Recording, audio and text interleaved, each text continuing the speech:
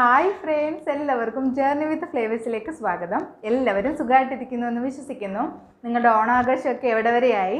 Corona ടൈമൊക്കെ ആയതുകൊണ്ട് ഓണമൊക്കെ ആഘോഷിക്കാൻ കുറച്ച് ബുദ്ധിമുട്ടായിരിക്കും. പക്ഷേ സാരമില്ല, നമുക്കുള്ളത് കൊണ്ട് നന്നായിട്ട് ആഘോഷിക്കാം.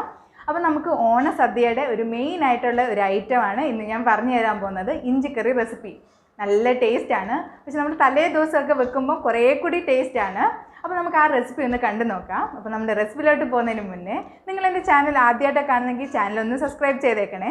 കൂടി ആ ബെൽ ബട്ടൺ കൂടി അമർത്തണം. അപ്പം ഞാൻ പുതുതായിട്ടിരുന്ന വീഡിയോസിൻ്റെ നോട്ടിഫിക്കേഷൻ നിങ്ങൾക്ക് പെട്ടെന്ന് തന്നെ ലഭിക്കുന്നതായിരിക്കും. അപ്പോൾ നമുക്ക് ഒട്ടും വൈകാതെ തന്നെ ആ ഇഞ്ചിക്കറി റെസിപ്പി ഒന്ന് കണ്ടു നോക്കിയാലോ.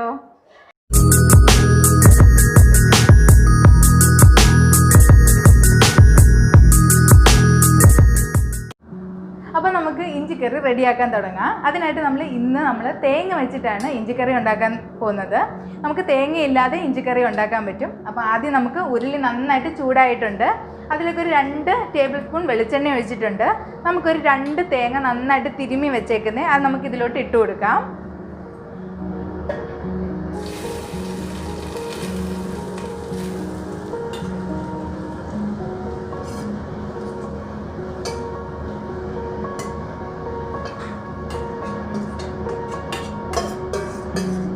നമുക്ക് നന്നായിട്ട് ഈ തേങ്ങ ഒന്ന് മൂപ്പിച്ചെടുക്കണം. ഇപ്പോൾ നന്നായിട്ട് കളറൊക്കെ മാറിയിട്ടുണ്ട്. പക്ഷേ ഇനി നന്നായിട്ട് കുറച്ചും കൂടി മൂക്കണം. ഇതുപോലെ നല്ലതുപോലെ ഒന്ന് ഇളക്കി കൊടുക്കണം, അല്ലെ അടിയിൽ പിടിക്കും.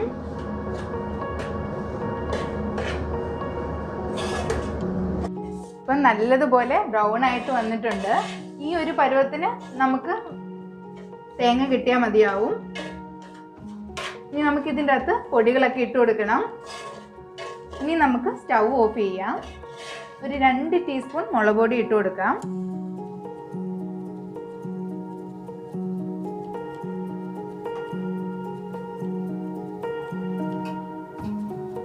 രണ്ട് ടീസ്പൂൺ മല്ലിപ്പൊടിയും കൂടി ചേർത്ത് കൊടുക്കാം.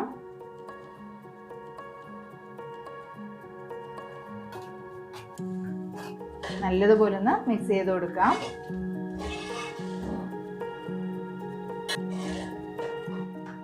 ഇനി നമുക്കിത് നല്ലതുപോലെ ഒന്ന് തണുക്കാൻ വേണ്ടി മാറ്റി വെക്കാം. ഈ സമയത്ത് നമുക്ക് ഇഞ്ചി കറിയിൽ ഇടാൻ വേണ്ടി കുറച്ച് ഇഞ്ചി നന്നായിട്ട് മൂപ്പിച്ചെടുക്കാം. ഇപ്പം നമ്മൾ വറുത്ത് വെച്ച തേങ്ങ നന്നായിട്ട് തണുത്തിട്ടുണ്ട്. നമുക്കിതിൻ്റെ ഒരു പാതി ഇപ്പം ഇഞ്ചി കറിക്ക് വേണ്ടി എടുക്കാം. പാതി ഞാൻ നാളത്തേന് വേണ്ടി നാരങ്ങക്കറിക്ക് എടുത്തേക്കുവാണ്. അപ്പോൾ നമുക്കിത് ആദ്യം ഒന്ന് അരച്ചെടുക്കാം. നമുക്കിതിൻ്റെ പാതി മിക്സിയുടെ ജാറിലോട്ട് ഇട്ട് കൊടുക്കാം.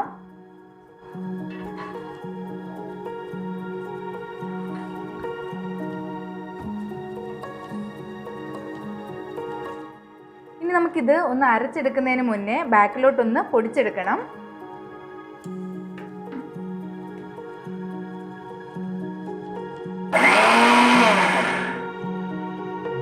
നമ്മളിപ്പം ബാക്കിലോട്ടൊന്ന് അടിച്ചെടുത്തിട്ടുണ്ട്. ഇനി നമുക്ക് കുറച്ച് വെള്ളം കൂടി ഒഴിച്ച് നല്ലതുപോലെ ഒന്ന് അരച്ചെടുക്കണം. അധികം വെള്ളമായാൽ അരച്ചെടുക്കാൻ ബുദ്ധിമുട്ടായിരിക്കും.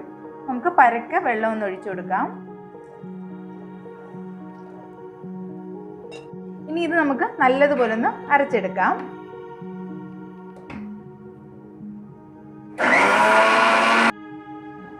ഇപ്പം നമ്മൾ നല്ലതുപോലെ അരച്ചെടുത്തിട്ടുണ്ട്. നമുക്ക് ഒരു പാത്രത്തിലോട്ട് ഒഴിക്കാം. അപ്പോൾ നമുക്ക് ഇതിലോട്ട് നമ്മൾ അരച്ച് വെച്ചത് ഒഴിച്ചു കൊടുക്കാം. ഓണത്തിന് മാത്രം നമ്മൾ ഇഞ്ചിക്കറി ഉണ്ടാക്കാൻ വേണ്ടി എടുക്കുന്ന കലമാണിത്.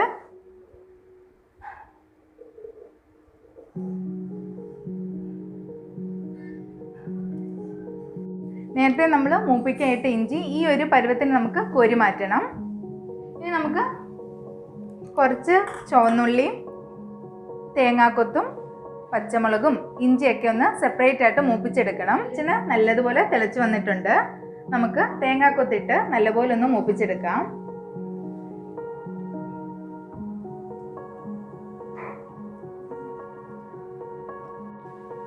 ഇപ്പം തേങ്ങാക്കൊത്ത് നല്ലപോലെ മൂത്തിട്ടുണ്ട്. നമുക്ക് ഈ കലത്തിൽ തന്നെ ഇട്ട് കൊടുക്കാം.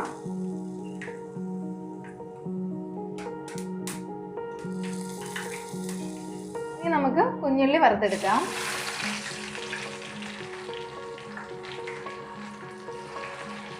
ഉള്ളി നമുക്ക് ഈ ഒരു പാകത്തിന് മൂപ്പിച്ചെടുത്താൽ മതിയാവും. നമുക്ക് ഇതിലോട്ട് ഇട്ട് കൊടുക്കാം.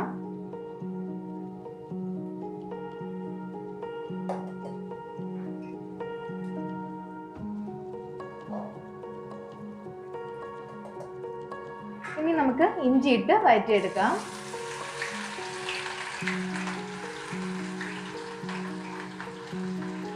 ഇഞ്ചി ഒന്ന് മൂത്ത് വരുമ്പോൾ നമുക്ക് 2-3 തണ്ട് കറിവേപ്പിലയും കൂടി ഇട്ട് കൊടുക്കാം.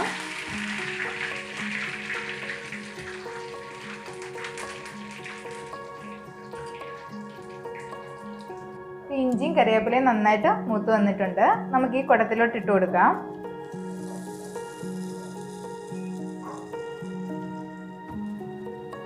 ഇനി നമുക്ക് പച്ചമുളകും ഇതുപോലെ മൂപ്പിച്ചെടുക്കാം.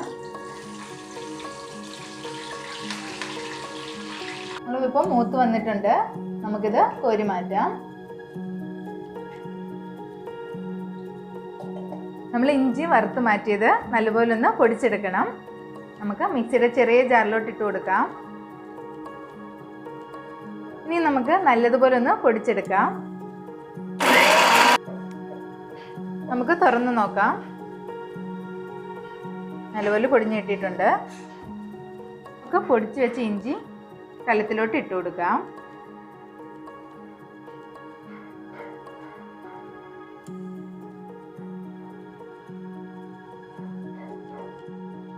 ഇത് നമ്മൾ പുളി പിഴിഞ്ഞ് വെച്ച വെള്ളമാണ്. നമുക്ക് കുറച്ച് ഇതിലോട്ട് ഒഴിച്ചു കൊടുക്കാം.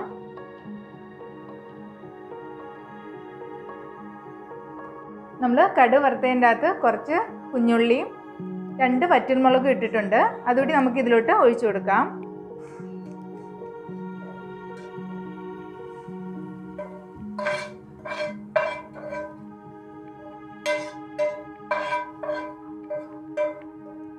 ആവശ്യത്തിന് ഉപ്പും കൂടി ഇട്ട് നല്ലതുപോലെ ഒന്ന് ഇളക്കിയെടുക്കാം.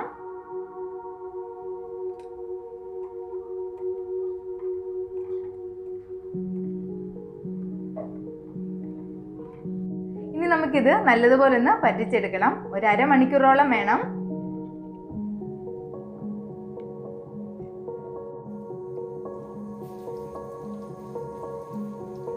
അപ്പോൾ നമ്മുടെ ടേസ്റ്റി ആയിട്ടുള്ള ഇഞ്ചി കറി റെഡി ആയിട്ടുണ്ട്.